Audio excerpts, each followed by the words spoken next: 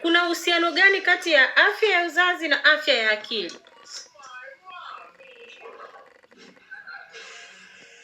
Kuna uhusiano hasa ukiwa unaongelea kijana ambaye ni kijana. Mara nyingi athari zinazotokana na masuala ya afya ya uzazi huwa yako linked na mental health issues. Kwa hiyo unakuta nikwambie kuwa umepata ujauzito ambao haukuwa umeutarajia, lazima utaingia kwenye stress. Usipoweza kuimanage hiyo stress, there is a chance ya kuweza kusema kuwa ukaingia kwenye depression na namna nyingine ya magonjwa ya akili ambayo yapo. Umeona kama nilikuwa nimetolea ule mfano wa yule mwanafunzi aliyokuwa amefanyiwa vitendo vya kiukatili akiwa mtoto mdogo. Kile ambacho kinaweza kawa kinamtokea, kuna ile style wanaita post traumatic stress disorder. Ni anakuwa na hiyo kumbukumbu ya tukio baya ambalo lishawahi kumtokea, ambalo anaweza kaishi nalo maisha yake yote. Kwa hiyo lazima uweze kumanage vizuri ili aweze kuondokana na ile hali. Kwa hiyo there is a link kati ya sexual reproductive health na hiyo the mental health. Asipoweza kupita vizuri huku ambako tunafikiri kwa wakati wa kubalehe ndio sehemu ya kuweza kujaribu mambo haya na haya, ndio maana unakuta kwa anaanza kuingia kwenye nikwambia kwa kuna ile niseme mob psychology, au kuna ile makundirika. Ataanza kuingia kwenye issue ya kusema sijui madawa kulevya. Mwisho wa siku itaenda kwenda kuharibu afya yake ya akili. Hapo ndio anaanza kuanza kuleta changamoto zaidi, japo wanakuambia kwa umri wa vijana wanasema kuwa sehemu kubwa magonjwa au dalili ya magonjwa ya akili yanaanza kuonekanika akiwa yanaanzia kwenye huo umri ambao vijana wanabalehe, lakini kuja kumithirika na kuweza kuonekanika na kuwa diagnosed properly akiwa na umri wa miaka 30. Kwa kuna vitu ambavyo unaweza kufikiria kuwa ili tunasema kuwa huyu ni kijana, huyu ni mtoto, akikua ataacha. Ukaona labda kuna behavior fulani ambazo anazifanya akiwa na huo umri wa ujana, ukafikiria akija kuwa mtu mzima atakuja kuacha.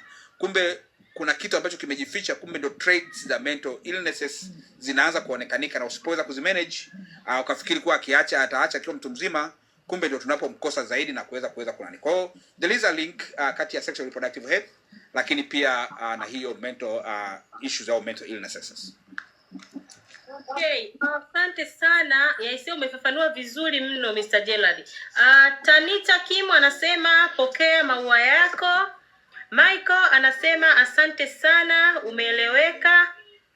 Babu anasema tunashukuru sana, lakini Kim alikuwa ana swali, anasema je, huduma hizi za afya ya uzazi kwa vijana ni hiari, ni za siri au ni huduma rafiki? Tuanze na Emmanuel. Karibu. Hizi huduma za afya. Asante. Karibu. Nakusikia kwa shida kwamba hizi huduma za afya ya uzazi kwa vijana ni hiari, ni za siri au ni huduma rafiki?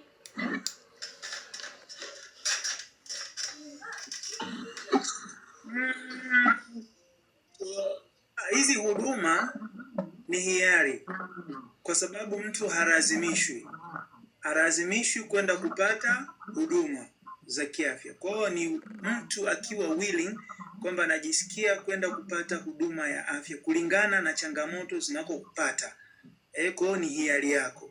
Haulazimishwi, hakuna mtu anayekuja kubebea bunduki hapo kuchapa uende ukapate huduma za kiafya.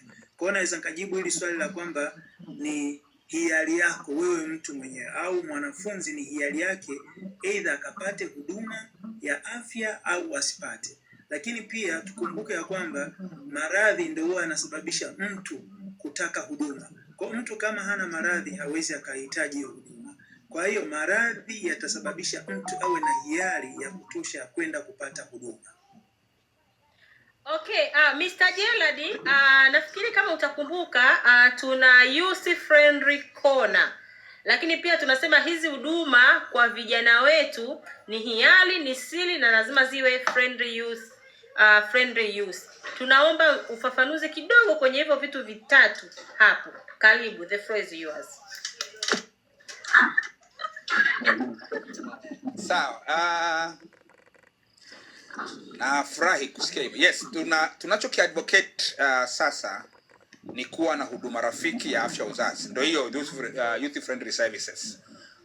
Huduma rafiki ya afya uzazi kwa vijana.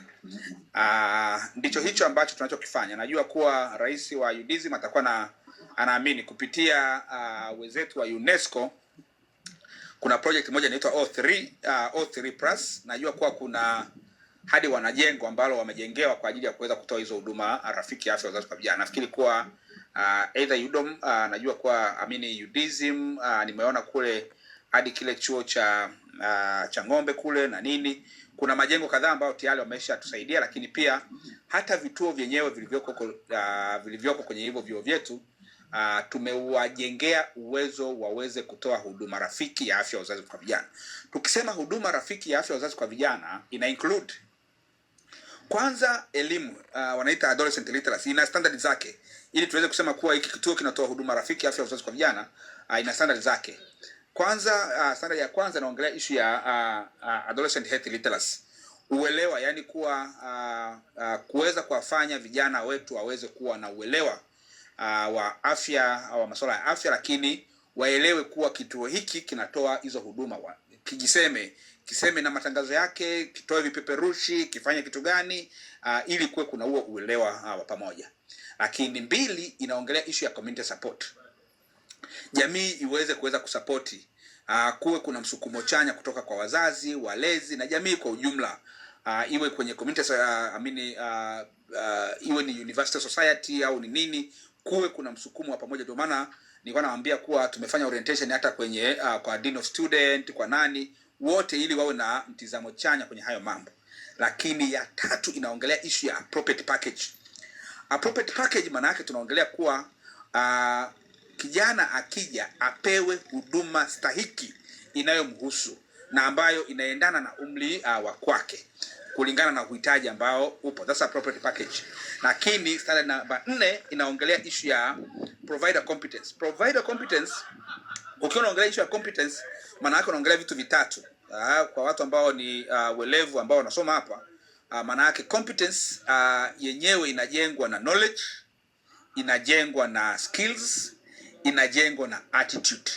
Sasa kwenye hizo knowledge, skills na attitude ndipo utaona kuwa kuna hayo masuala ya kusema usiri, kwa maana kuwa tukisema kuwa huyu mtoa huduma ni competent mre ndani kwa kutoa hizo huduma kwa weledi, ambayo ina include hata usiri